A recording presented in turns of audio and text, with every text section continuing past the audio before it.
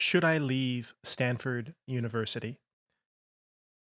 So, in this video, I want to give some advice for anyone who's considering applying for another job. I was an assistant professor at Stanford University, and a job came open. In fact, two jobs came open: Harvard University and University of Chicago. In the frenzy of excitement that kind of reverberates through the field when a position like this comes open, it's important to take a moment and step back and ask yourself, do I want to apply? Why would I want to apply? Am I really serious about this? So, here are just a few tips to keep in mind. And I'm also going to share with you the cover letters that I used to apply to both the Chicago position and the Harvard position, and which contributed, I think, to offers from both of those institutions. First, you need to ask yourself, am I serious about leaving? Would I actually go? My hard and fast rule is do not apply to a position unless you are willing to go. It cannot be about negotiating something at your home institution. It can't just be about dipping your toe in the water. It needs to be something serious. And there are a few reasons for this. First, it is out of respect to yourself and also your family.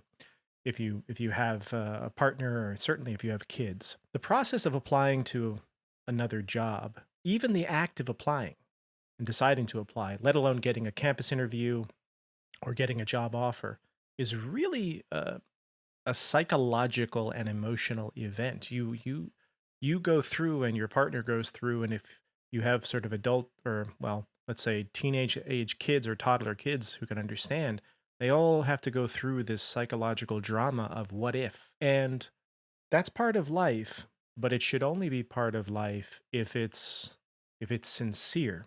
The second pertains to respect for the committee and the university itself, the one you're applying to, as well as the university where you currently are, the college where you are. So the search committee on the other side, they are really and sincerely dedicated to finding a colleague, and they have to operate under the assumption there are ways that they can check this and do their due diligence, but their baseline assumption is that the people who apply are serious about applying, and that everything, that all the work that they're going to put into it is part of a real good faith process on all parts.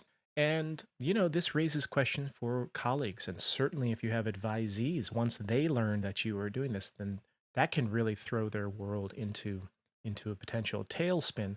And so none of this stuff should be done lightly.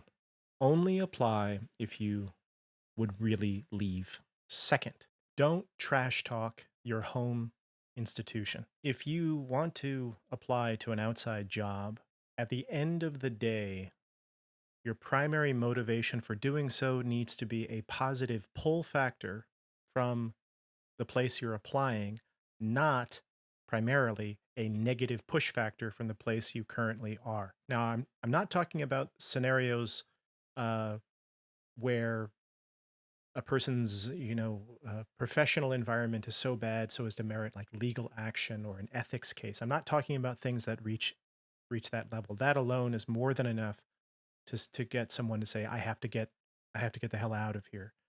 What I'm talking about here are the general kinds of sense of unease or dissatisfaction or these kinds of things that so many people in our profession and every profession feel about their home institution, the company they work for. And you understand the basic logic behind such a maneuver. I mean, it is true that when you have a position and you're applying to another position, the question will come up, and you will have to answer, why are you changing institutions? You will have to convince, especially if you have a good job already, you're going to have to convince the hiring committee or the search committee that you're really sincere about this, and why are you really seriously considering coming here? Or is this like a negotiation ploy? There's no circumstance in which a good answer to that question is how much you dislike your this colleague or that colleague or this part of your program. Talking shit about where you are now is one of the least professional and least professionally attractive things that you can do, and part of that arrangement. At the end of the day, the hiring university or college doesn't and shouldn't give a rat's ass about these senses of dissatisfaction.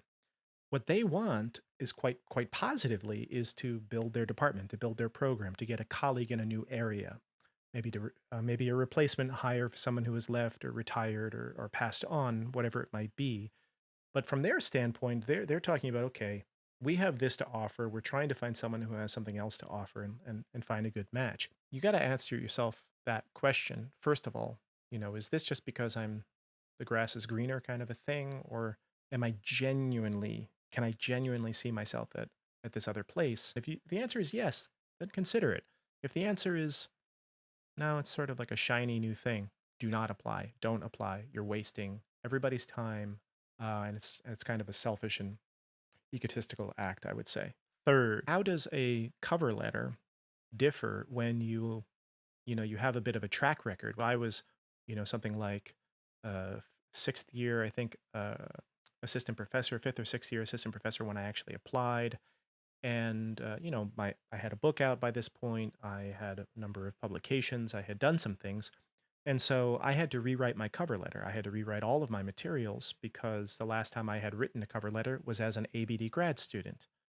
And so I did a video before where I talked about cover letter writing for basically ABD grad students. And in this video, I'm not going to delve into the various dimensions of what needs to be changed. But of course, obviously things change. So what I'm going to do is include a link here where you can get hold of the cover letters that I use to get job offers from the University of Chicago and from Harvard University. Now, obviously, this brings us to the question of, did I say yes or not? I am going to make another video about this, but as you can probably see from my bio, I decided at that point that it wasn't the right time to leave. It was a decision that was as much personal and familial as it was professional, and in line with the first piece of advice that I gave you, I'm not ashamed to admit that when I wrote the decline email, the email declining the offer to one of these institutions, I was straight up crying.